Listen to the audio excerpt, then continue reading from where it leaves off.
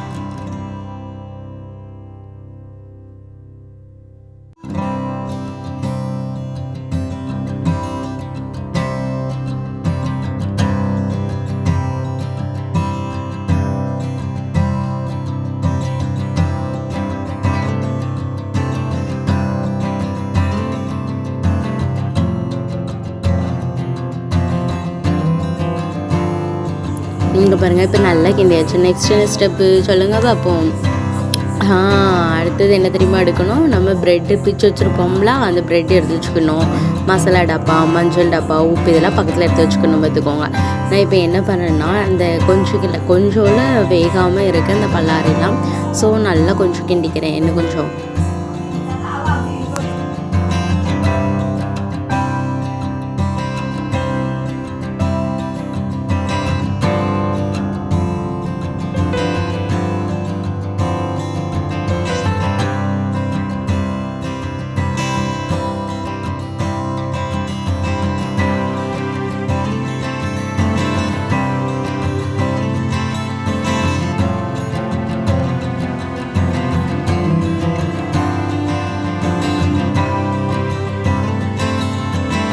கிண்டியாச்சா. கிண்டின பிறகு என்ன பண்ணணும்னு அவங்ககிட்ட சொன்னேன்.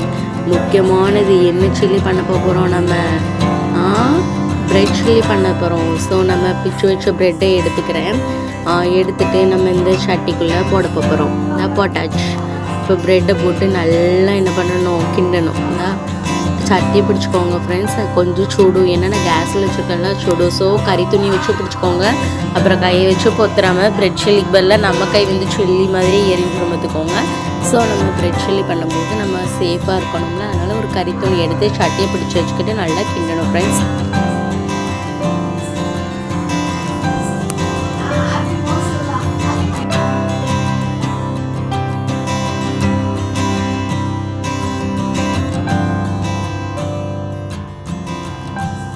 இங்கே பாருங்கள், நல்லா கிண்டும் போது அந்த ப்ரெட் என்ன பண்ணுது, நொறுங்காகுது. இப்போ கொஞ்சம் லைட்டாக தண்ணி ஊற்றிக்கிறேன். இங்கே பாருங்கள், லைட்டாக தண்ணி ஊற்றிக்கணும். இதுக்காகலாம் ரொம்ப வறட்சியாக இருக்கக்கூடாது, கீழே பிடிச்சிடக்கூடாது. ஸோ அதுக்காக லைட்டாக தண்ணி ஊற்றிக்கிறேன் பாருங்கள். லைட்டாக தண்ணி ஊற்றிட்டு நல்லா கிண்டணும். அந்த கடாயை நல்லா பிடிச்சி வச்சுட்டு கரண்டி வச்சு என்ன பண்ணணும், கிண்டணும். கிண்ண பிறகு என்னது, மஞ்சள் தூளை எடுத்து 1 ஸ்பூன் போட்டுக்கிறேன். நெக்ஸ்ட் என்ன போடணும், உரைப்புக்காக நம்ம என்ன போடுவோம், சொல்லுங்கள் பார்க்கலாம். கமெண்ட் பண்ணுங்கள் ஃப்ரெண்ட்ஸ். உரைப்புக்காக நம்ம என்ன போடுவோம்? மசாலா தூள் போடுவோம். நான் வீட்டு மசாலா எடுத்துக்கிறேன். நீங்கள் சில்லி பவுடர் போட்டால் லைட்டாக ஒரு பிஞ்ச் தான் போடணும். ஏன்னா சில்லி பவுடர் வந்து ரொம்ப உரைக்கும். ரொம்ப உரைப்பு சேர்க்கக்கூடாது, அல்சர் வரும். ஸோ நம்ம என்ன பண்ணுறோம், வீட்டு மசாலா தான் ஹெல்த்தி. இந்த வீட்டு மசாலாவே எடுக்கணும். எடுத்தாச்சு. இப்போ என்ன பண்ண போகிறேன்னா, வீட்டு மசாலாவை 1 ஸ்பூன் போட்டாச்சு, ஒரு கரண்டி போட்ட பிறகு என்ன பண்ணுறோன்னா, இந்த டப்பாவை மூடி வச்சுட்டு விட்டோம்ல கரண்டி வச்சு, இப்போ அந்த கரண்டியை பிடிச்சி நல்லா கிண்டணும். மசாலா எல்லா இடத்துலையும் ஸ்ப்ரெட் ஆகணும் ஃப்ரெண்ட்ஸ். எல்லா ப்ரெட்லேயும் மசாலா பரவணும். அந்த ப்ரெட்டு வந்து நொறுங்கி அந்த தூள் மாதிரி ஆயிடும் ஃப்ரெண்ட்ஸ்.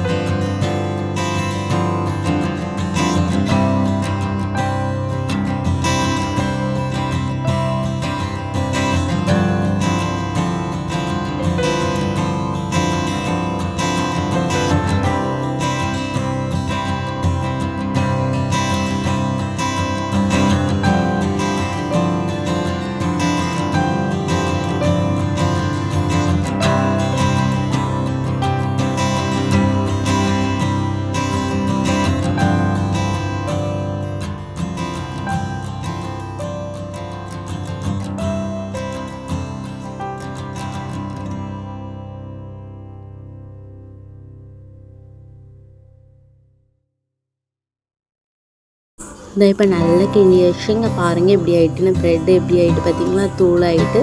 இப்போ இதை பார்த்தாலே எப்படி இருக்கும், ரொம்ப கொஞ்சம் லைட்டாக காரம், ரொம்ப காரம்லாம் சேர்க்கக்கூடாது. ஸோ லைட்டாக காரமாக இருக்கும். இது சாப்பிட்டா செம்ம டேஸ்ட்டாக இருக்கும். நீங்களும் இதை செஞ்சு பாருங்கள் ஃப்ரெண்ட்ஸ். அவ்வளோதான். இந்த ரெசிபி உங்களுக்கு பிடிச்சிருந்தா லைக் பண்ணுங்கள், கமெண்ட் பண்ணுங்கள், சப்ஸ்கிரைப் பண்ணுங்கள். 5 மினிட்ஸில் பண்ணிடலாம். நீங்களும் ட்ரை பண்ணுங்கள் ஃப்ரெண்ட்ஸ். தேங்க்யூ.